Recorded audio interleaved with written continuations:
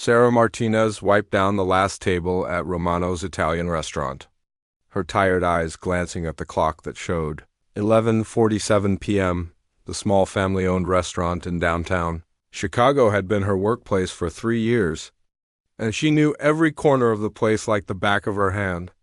The dinner rush had been particularly busy that Tuesday night, leaving her exhausted as she prepared to close up shop. The restaurant sat on the corner of a quiet street that transformed dramatically after sunset.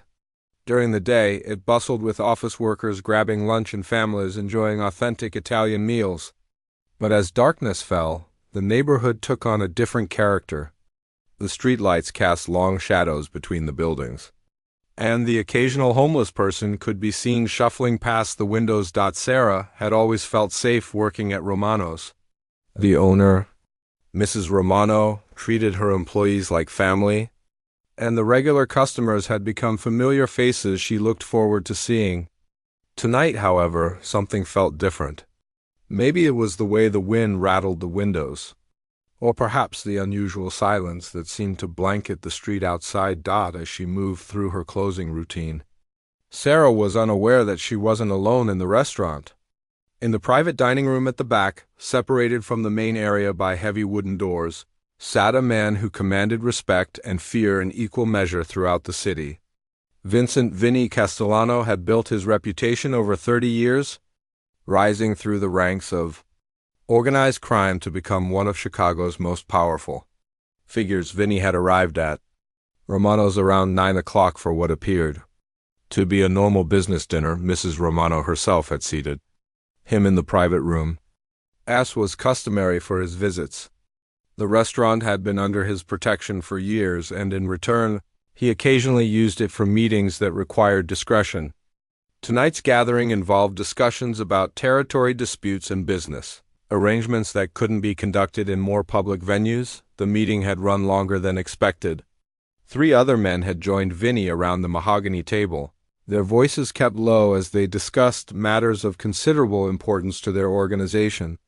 Maps were spread across the table, along with photographs and documents that detailed various business operations throughout the city. Empty wine glasses and the remnants of an expensive dinner surrounded the paperwork. Sarah continued her closing duties, completely unaware of the significance of what was happening just 30 feet away from her. She counted the register, noting that it had been a good night for tips. The money would help with her college tuition, as she was working toward a degree in business management while supporting herself through restaurant work. The front door chimed as the last customer of the evening departed, leaving Sarah to finish her tasks in solitude. She dimmed the main dining room lights and began stacking chairs on tables, preparing to mop the floors. The familiar routine brought her comfort, even though she sometimes felt nervous being alone in the restaurant so late at night. Outside, 3 figures moved through the shadows with practiced stealth. Marcus Thompson had been planning this robbery for weeks, studying the restaurant's patterns and identifying the perfect time to strike. He knew that Romano's processed cash payments throughout the day and that the register would contain several $100s by closing time. More importantly, he had heard rumors about a safe in the back office, where larger sums were kept. Marcus had recruited 2 accomplices for the job. Tony Williams, a nervous young man desperate for quick money to pay off gambling debts, carried a crowbar and wore a ski mask pulled down over his face. The third member of their group, Derek Johnson, had experience with similar operations and served as their lookout while carrying a loaded pistol. The trio had observed the restaurant for several nights, noting that only 1 employee remained after closing time. They had seen Sarah through the windows during previous surveillance, working alone as she completed her nightly routine. To them, she appeared to be an easy target who wouldn't pose any significant resistance to their plans. What none of them realized was that their information was incomplete. They had never stayed late enough to observe the occasional private meetings that took place in the back room, nor did they understand the complex relationships that existed between Romano's and certain elements of Chicago's underworld. As Sarah moved into the kitchen to begin cleaning the cooking equipment, the 3 robbers positioned themselves around the building. Marcus checked his watch, noting that it was nearly midnight. They had agreed to wait until the employee finished her visible tasks in the dining room before making their move, ensuring that she wouldn't have time to trigger any silent alarms or call for help. The kitchen felt particularly quiet as Sarah worked, the only sounds being the gentle humming of refrigeration units and the distant traffic from the main avenue several blocks away. She had developed a systematic approach to cleaning that allowed her to finish efficiently while maintaining the high standards Mrs. Romano expected. Every surface was sanitized, every dish was properly stored, and every piece of equipment was left spotless for the next day's preparation. In the private dining room, Vinny's meeting was reaching its conclusion. The men had finalized several important decisions regarding their business operations, and hands were shaken around the table as agreements were reached. However, Vinny had decided to remain behind for a few additional minutes to make some private phone calls. His associates gathered their materials and prepared to leave through the back exit. As was their usual practice, the timing of events was about to converge, in a way that none of the participants could have anticipated. Sarah was finishing her kitchen duties while three armed robbers prepared to force their way into what they believed was a restaurant occupied by a single, defenseless employee. Meanwhile, one of the most dangerous men in Chicago sat just a few feet away, unaware that his evening was about to take a dramatic and unexpected turn. The stage was set for a confrontation that would forever change the lives of everyone involved, though none of them knew it yet. The sound of shattering glass pierced the quiet night as Marcus smashed the front window with a brick wrapped in cloth. The alarm system immediately began wailing, its shrill tone echoing through the empty streets. Sarah dropped the plate she was washing and felt her heart leap into her throat as adrenaline flooded her system. "Nobody move and nobody gets hurt," Marcus shouted as he climbed through the broken window, followed quickly by Tony and Derek. All three men wore dark clothing and masks, their faces hidden from view. Derek held his pistol visible, using it to gesture threateningly as they spread out through the dining room. Sarah's training kicked in. Immediately, Mrs. Romano had always instructed her employees to cooperate fully with any robbers and never to risk their lives for money. She stepped out of the kitchen with her hands raised, trying to keep her voice steady despite the terror coursing through her veins. "Please, I'll give you whatever you want," she said, her words coming out slightly shaky. "The register is right there, and I can open it for you." Marcus approached the cash register while Tony began overturning tables and chairs, searching for anything valuable that might have been left behind by customers. Derek kept his weapon trained on Sarah, his finger resting near the trigger as he scanned the restaurant for any signs of additional people or security measures. "How much is in there?" Marcus demanded as Sarah's trembling fingers worked to open the register. The machine required her employee code, and she had to enter it twice before her shaking hands managed to input the correct sequence. "Maybe $400, Sarah replied honestly. "We deposit most of the day's earnings every morning, so this is just what came in during dinner service." The amount was disappointing to Marcus, who had hoped for a much larger score. His gambling debts required significantly more money than what the register contained, and he knew they needed to find the safe he had heard rumors about. "Where's the safe?" he asked, grabbing Sarah's arm roughly. "Don't lie to me, we know there's more money here somewhere." "I don't know about any safe," Sarah answered truthfully. She had worked at Romano's for 3 years, but had never been given access to any secure storage areas beyond the register. Mrs. Romano handled all the banking and financial matters personally, keeping such information restricted to family members. In the back dining room, Vinny heard the commotion and immediately understood what was happening. His years of experience in dangerous situations had taught him to remain calm under pressure and assess threats methodically. He quietly reached into his jacket and withdrew a .45 caliber pistol, checking to ensure it was loaded before moving toward the door that separated him from the main restaurant. Vinny had survived decades in his profession by being prepared for unexpected situations and never underestimating potential threats. He had no intention of revealing himself unless absolutely necessary, preferring to observe and understand exactly what he was dealing with before taking action. The three robbers had no idea they were about to encounter someone far more dangerous than anything they had previously experienced. Through a crack in the door, Vinny could see the three masked figures intimidating Sarah. He immediately assessed their positions, noting which one carried the gun and how they had positioned themselves throughout the dining room. His military training from his younger days, combined with years of street experience, allowed him to quickly formulate several potential plans of action. Marcus grew increasingly frustrated with Sarah's insistence that she didn't know about any safe. He had been counting on this robbery to solve his financial problems, and the small amount in the register would barely make a dent in what he owed his creditors. "Start looking around," he told Tony, who began searching behind the counter and in the back areas of the restaurant. "Check the office, check everywhere. There has to be more money somewhere." Tony made his way toward the hallway that led to the private dining areas, unaware that each step was bringing him closer to a confrontation he was completely unprepared for. His crowbar made scraping sounds against the walls as he felt his way through the dimmer lighting of the back corridor. Derek remained focused on Sarah, but his nervousness was beginning to show. This was only his second robbery, and the loud alarm system was making him increasingly anxious about the possibility of police arriving. He kept glancing toward the broken front window, expecting to see flashing lights at any moment. "How long before the cops get here?" Derek asked Sarah, pressing the gun closer to her face. "I don't know," she replied honestly. The alarm company had always told employees that response times varied depending on police availability, but she had never experienced an actual break-in before. Vinny made his decision as Tony approached the door to the private dining room. He had initially planned to remain hidden and allow the robbery to proceed without interference.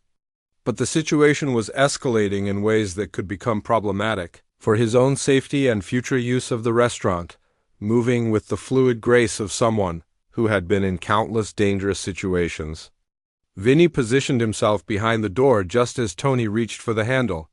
He could hear the young man's heavy breathing and nervous movements, indicators that suggested this was someone acting out of desperation rather than professional criminal experience. The door opened slowly, and Tony stepped into the private dining room with his crowbar raised, expecting to find an empty space he could search for valuables. Instead, he found himself face to face with a man whose presence immediately communicated danger in ways Tony couldn't fully comprehend. Vinny didn't speak initially, simply allowing Tony to process what he was seeing. The young robber's eyes went wide behind his mask as he took in the expensive suit, the confident posture, and the unmistakable aura of someone who belonged to a different category of dangerous individual than anything he had previously encountered. "You picked the wrong night, kid," Vinny said quietly, his voice carrying a calm authority that made Tony's blood run cold. In the main dining room, Marcus and Derek were beginning to realize that Tony had been gone longer than expected. The search should have been quick and straightforward, but several minutes had passed without any communication from their partner. "Tony," Marcus called out but received no response. The silence from the back of the restaurant was becoming increasingly ominous, and both remaining robbers were starting to sense that their simple heist was becoming something far more complicated than they had anticipated. Sarah watched the growing tension between the two remaining robbers, understanding that something had gone wrong with their plans. Even though she couldn't see what was happening in the back areas of the restaurant, the atmosphere in the room had shifted, and she could sense that the situation was about to become even more dangerous for everyone involved. Tony stood frozen in the doorway, his crowbar trembling in his grip as he stared at Vincent Castellano. The private dining room seemed to radiate an entirely different energy than the rest of the restaurant, filled with expensive furniture and the lingering scent of premium cigars. Maps and documents were scattered across the table, and Tony's inexperienced mind began to piece together that he had stumbled into something far beyond a simple restaurant robbery. Vinny studied the young man carefully, noting the cheap mask, the nervous posture, and the way Tony's hands shook as he held his makeshift weapon. This wasn't a professional criminal or someone connected to rival organizations. This was simply a desperate kid who had made a series of very poor decisions that were about to have serious consequences. "Put that thing down before you hurt yourself," Vinny said, gesturing toward the crowbar. His tone remained conversational, almost friendly, but Tony could sense the underlying steel beneath the words. "You're obviously new to this kind of work." Tony's mouth felt dry as he tried to form words. Every instinct told him to run, but his legs felt like they were made of concrete. The man sitting calmly at the table radiated a type of danger that Tony had never encountered before. And he was beginning to understand that he had walked into a situation that could end very badly for him. We just wanted the money from the register," Tony stammered, his voice muffled by the mask. "We didn't know anyone was back here." Vinny nodded thoughtfully, as if considering Tony's explanation with genuine interest. He had dealt with many different types of people over the years, from hardened criminals to corrupt politicians, and he prided himself on being able to read character quickly and accurately. "What's your name, kid?" Vinny asked, leaning back in his chair. The question caught Tony off guard. In all his limited experience with criminal activities, no one had ever asked for his name during a confrontation. The personal nature of the inquiry made the situation feel even more surreal and dangerous. "Tony," he answered without thinking, then immediately regretted revealing the information. "Well, Tony, you've got about 30 seconds to make the most important decision of your life," Vinny continued, his voice remaining calm and measured. "You can walk out of here right now, tell your friends that the back rooms were empty, and all three of you can leave with whatever money you found. Or you can stay here and complicate things for everyone involved." In the main dining room, Marcus was becoming increasingly agitated by Tony's absence. The original plan had called for a quick operation that would be completed within 5 minutes, but they were already well beyond that time frame. The alarm continued to wail, and his paranoia about police response was growing stronger by the minute. "Go check on him," Marcus ordered Derek. But Derek was reluctant to leave his position watching Sarah. "You go check," Derek replied. "I'll keep an eye on her." Marcus cursed under his breath and moved toward the back of the restaurant, calling Tony's name loudly as he walked. His footsteps echoed through the hallway as he approached the area where his partner had disappeared. Sarah remained motionless near the register, her mind racing as she tried to understand what was happening. She had heard unfamiliar voices coming from the back dining room, but couldn't make out the specific words being spoken. The situation seemed to be spiraling beyond what anyone had anticipated. Derek was sweating profusely, despite the cool night air coming through the broken window. This was supposed to have been a simple robbery, but everything was going wrong. His gambling debts had driven him to desperate measures, but he was beginning to realize that desperation might have led him into something that would make his original problems seem minor by comparison. Tony looked toward the doorway, knowing that Marcus would arrive soon and that the situation was about to become significantly more complicated. Vinny followed his gaze and nodded with understanding. "Your friend's coming?" Vinny observed. "That's unfortunate for both of you." The sound of Marcus's approaching footsteps grew louder, and Tony felt trapped between two impossible choices. He could try to warn Marcus away, potentially saving his partner but certainly angering the dangerous man sitting calmly at the table.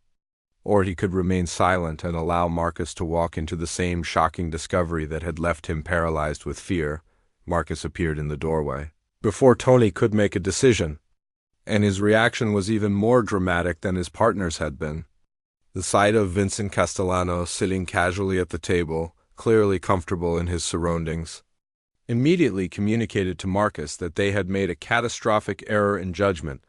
"What the hell is this?" Marcus whispered, his voice barely audible. Vinny looked from one robber to the other, noting the family resemblance that suggested these might be brothers or close relatives. Their similar builds and mannerisms indicated a relationship beyond simple criminal partnership. "I was just explaining to your friend Tony here that you gentlemen have stumbled into a private business meeting," Vinny said pleasantly. "I'm hoping we can resolve this situation without any unnecessary complications." Marcus's mind was racing as he tried to process what he was seeing. The expensive clothing, the confident demeanor, and the obvious comfort level this man displayed in what was supposed to be an empty restaurant all pointed to conclusions that Marcus desperately didn't want to accept. "We didn't know," Marcus said quickly. "We thought the place was empty except for the girl." Vinny nodded with apparent sympathy, as if he completely understood their mistake. His years of experience had taught him that people often made better decisions when they felt heard and understood rather than threatened or cornered. "Of course you didn't know," Vinny agreed. "How could you?" This is exactly the kind of honest mistake that can happen when people don't have access to complete information. The reasonable tone of Vinny's response was somehow more unsettling to both robbers than threats or anger would have been. They were dealing with someone who operated according to rules and codes they didn't understand, and their inexperience left them completely unprepared for the psychological aspects of the confrontation. Derek's voice echoed from the main dining room as he called for his partners, adding another layer of urgency to the situation. The robbery had now extended far beyond their planned time frame, and the continued sound of the alarm system reminded everyone involved that police response was becoming increasingly likely. Vinny glanced at his expensive watch, noting that the situation would need to be resolved quickly regardless of what decisions the robbers made. His own schedule included commitments that couldn't be delayed, and the longer this incident continued, the more complicated it would become for everyone involved. "Your friend out there is getting nervous," Vinny observed. "You should probably go reassure him before he does something even more foolish than breaking into this particular restaurant on this particular night." Derek's patience had reached its breaking point. The alarm had been screaming for over 10 minutes, and both of his partners had disappeared into the back of the restaurant without explanation. His nerves were completely frayed, and he was beginning to panic about the possibility of police arriving at any moment. "Marcus!" "Tony, we need to go now," Derek shouted, his voice cracking with stress. He kept the gun pointed at Sarah while moving toward the hallway, torn between maintaining control of his hostage and checking on his missing partners. Sarah could see the sweat beading on Derek's forehead and the way his hands were shaking. She had read enough about crime to know that nervous criminals were often more dangerous than calm ones, and Derek's increasing agitation was making her fear for her own safety. In the private dining room, Vinny calmly assessed the deteriorating situation. The third robber's obvious panic could lead to impulsive decisions that might force Vinny to take more direct action than he preferred. He had hoped to resolve the situation through conversation and intimidation, but circumstances were rapidly moving beyond that possibility. "Your friend sounds stressed," Vinny commented to Marcus and Tony. "Stress makes people do stupid things. You should probably go calm him down before this situation gets out of hand." Marcus nodded quickly, understanding that they needed to regroup and figure out how to extract themselves from what had become a nightmare scenario. He grabbed Tony's arm and began pulling him toward the door, eager to collect Derek and escape before things got any worse. "Wait," Vinny said quietly, causing both men to freeze. "Before you go, I need you to understand something very important." The authority in Vinny's voice was impossible to ignore, and both robbers turned back to face him despite every instinct telling them to run.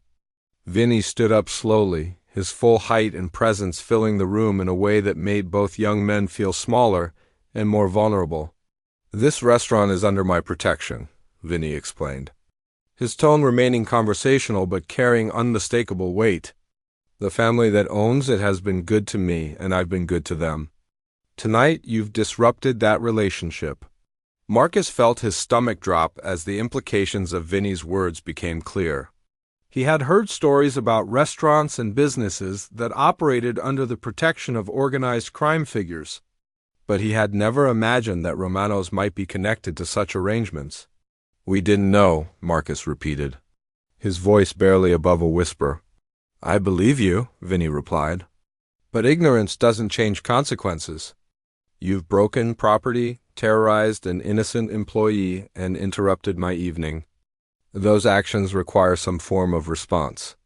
Tony and Marcus exchanged terrified glances. both understanding that they were facing a situation far beyond anything their limited criminal experience had prepared them for. The man standing before them operated in a world where different rules applied, and they had no idea what those rules might demand. Derek's voice echoed from the dining room again, this time with genuine desperation. "If you guys don't get out here in the next 30 seconds, I'm leaving without you." Vinny sighed with apparent resignation, as if the evening's events were a minor inconvenience, rather than a potentially life-threatening situation for the three robbers. He walked to a cabinet in the corner of the room and withdrew a leather portfolio, removing what appeared to be a business card. "Here's what's going to happen," Vinny said, handing the card to Marcus. "You're going to take your friends and leave immediately. Tomorrow morning, you're going to call that number and speak to a man named Giuseppe. You're going to tell him exactly what happened here tonight, and you're going to follow whatever instructions he gives you." Marcus stared at the card, noting the expensive paper stock and elegant printing, but no company name or obvious business identification. Just a phone number printed in gold lettering. "What kind of instructions?" Marcus asked, though he wasn't sure he really wanted to know the answer. "That depends on Giuseppe's assessment of your character and potential for rehabilitation," Vinny replied. "He might decide you need to work off your debt to this establishment through legitimate employment. He might conclude that you need education about respecting other people's property and businesses." The vague nature of Vinny's explanation was somehow more terrifying than specific threats would have been. Both robbers understood they were being drawn into a system they didn't comprehend, with consequences they couldn't predict. "And if we don't call?" Tony asked, his voice barely audible. Vinny's expression didn't change, but something shifted in his eyes that made both young men step backward instinctively. "Young men who rob establishments under my protection, and then ignore my instructions, tend to experience a variety of unpleasant consequences," Vinny said simply. "I don't think either of you wants to explore that particular educational opportunity." In the dining room, Derek had reached his absolute limit. He could hear voices coming from the back areas, but couldn't make out specific words, and his imagination was creating scenarios that were driving him toward complete panic. The sound of sirens in the distance, still several blocks away but clearly approaching, finally pushed him over the edge. "That's it! I'm out of here," Derek screamed, and Sarah heard his footsteps running toward the front of the restaurant. Marcus and Tony looked at Vinny with pleading expressions, hoping for permission to leave and join their fleeing partner. Vinny nodded toward the door, indicating they were free to go, but his final words stopped them before they could move. "Remember, gentlemen," he said calmly, "Giuseppe will be expecting your call. Don't disappoint him by making him track you down instead." Both robbers rushed from the room and through the restaurant, desperate to catch up with Derek before he abandoned them completely. Sarah watched in amazement as the three masked figures fled through the broken front window, leaving her standing alone among the overturned tables and scattered money from the register. The sudden silence felt almost as shocking as the initial break-in had been. Sarah's legs felt weak as the adrenaline began to subside, and she had to sit down on one of the few chairs that hadn't been overturned during the robbery. Vinny emerged from the back dining room, straightening his tie and checking his watch as if nothing unusual had happened. He surveyed the damage to the restaurant with the eye of someone assessing a business problem that needed to be solved. "Are you hurt?" he asked Sarah, his tone gentle and concerned. Sarah shook her head, still trying to process everything that had just occurred. The man standing before her bore no resemblance to the terrifying figure she had glimpsed through the robber's obvious fear. He seemed more like a concerned businessman checking on an employee's welfare. "The police will be here soon," Vinny continued. "You should tell them that 3 men broke in, took money from the register, and fled when they realized the back rooms were occupied by customers who had stayed late. Keep the explanation simple and accurate." Sarah nodded, understanding that there were aspects of the evening's events that were better left unexamined. The sirens were getting closer, and she could see flashing lights beginning to reflect off the buildings across the street. The police arrived within minutes, their squad cars pulling up to Romano's with flashing lights that painted the broken storefront in alternating red and blue. Officer Janet Rodriguez was the first through the door, her weapon drawn as she carefully surveyed the scene of overturned furniture and broken glass. Sarah sat exactly where Vinny had left her, her hands folded in her lap as she tried to compose herself for the questions that were certain to come. The reality of what had just happened was still sinking in, and she found herself struggling to separate the terror of being robbed from the surreal experience of witnessing something she didn't fully understand. "Are you injured, miss?" Officer Rodriguez asked, holstering her weapon once she determined there was no immediate threat. "No, I'm okay," Sarah replied, her voice steadier than she had expected. "They took the money from the register and ran when they realized there were other people in the restaurant." Detective Mike Sullivan arrived shortly after the initial patrol units, his experienced eye immediately taking in details that might provide clues about the perpetrators. He noted the method used to break the front window, the specific areas that had been searched, and the way the register had been opened. "Can you tell me exactly what happened?" Detective Sullivan asked, settling into a chair across from Sarah. Sarah recounted the events carefully, following Vinny's guidance to keep her explanation simple and accurate. She described the three masked men breaking in, their demands for money, and their apparent search for additional valuables. When she reached the part about the robbers fleeing, she explained that they had seemed to discover other people in the back dining area. Who else was in the restaurant? Detective Sullivan asked.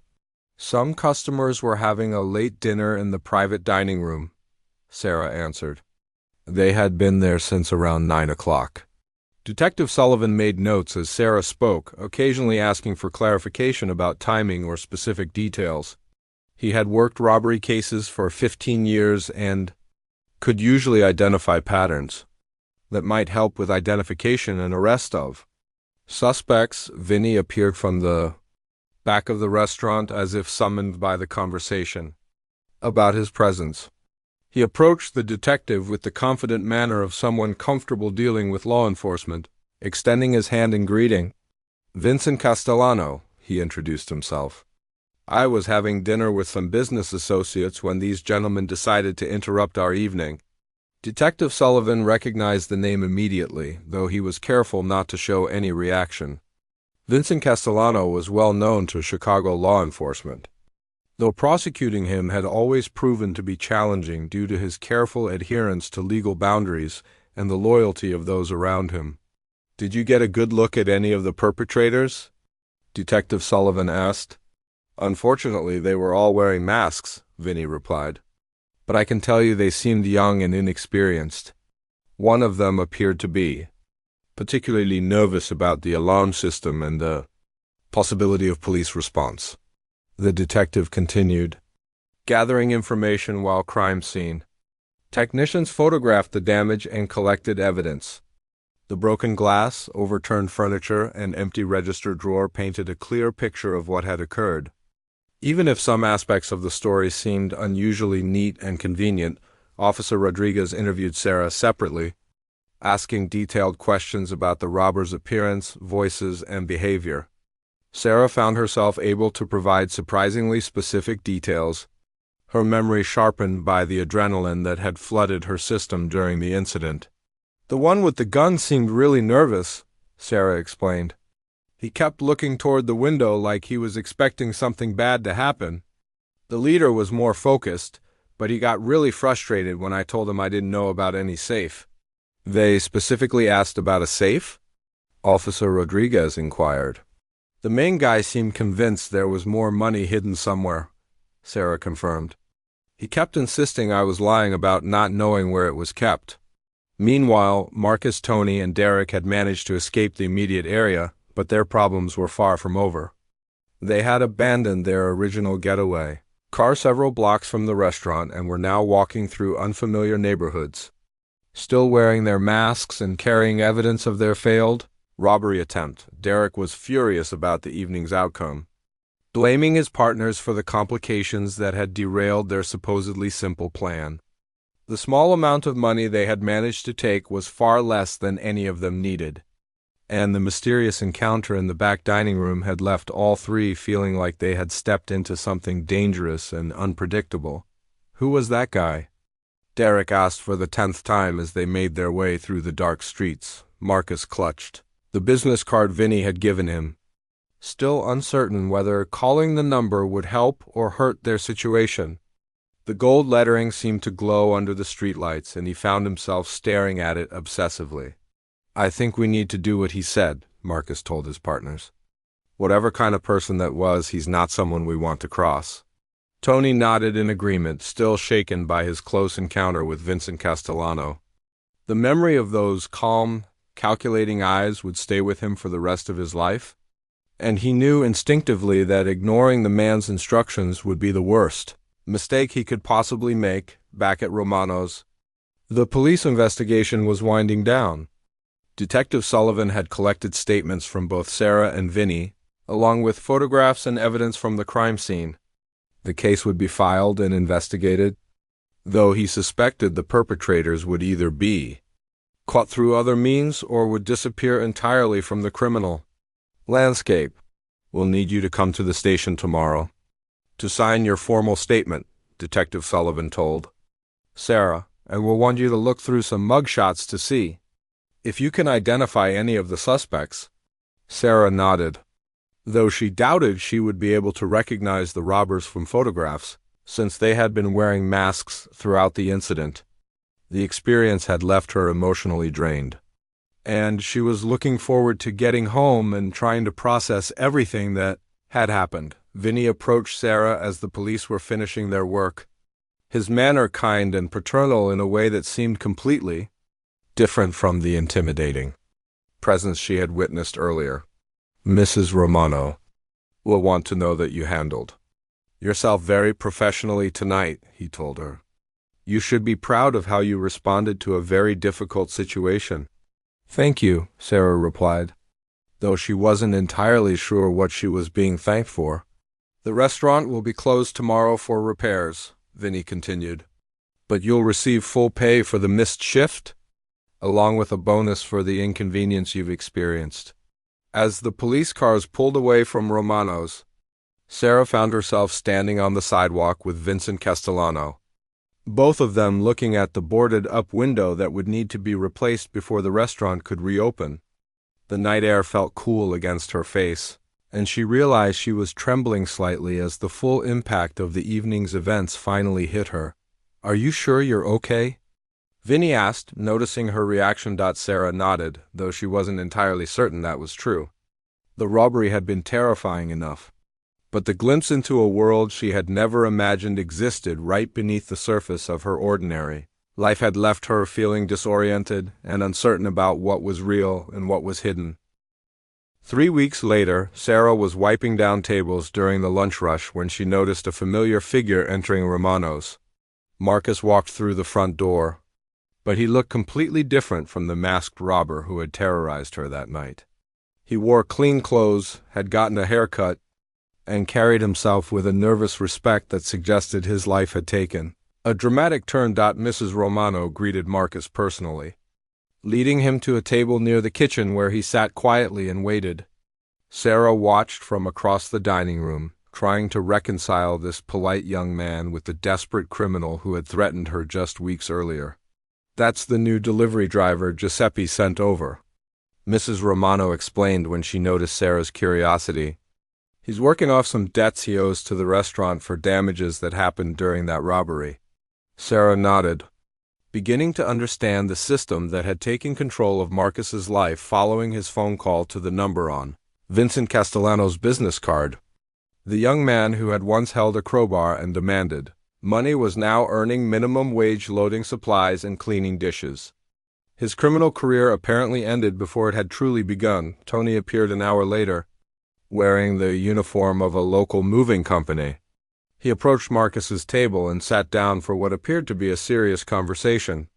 Sarah could see both young men periodically glancing in her direction, their expressions suggesting they were discussing their shared experience at Romano's. The transformation of the three robbers had become something of a legend in the neighborhood. Derek had initially refused to call Giuseppe, convinced he could handle the situation independently. He had been found 2 days later in an alley behind his apartment building, badly beaten but alive.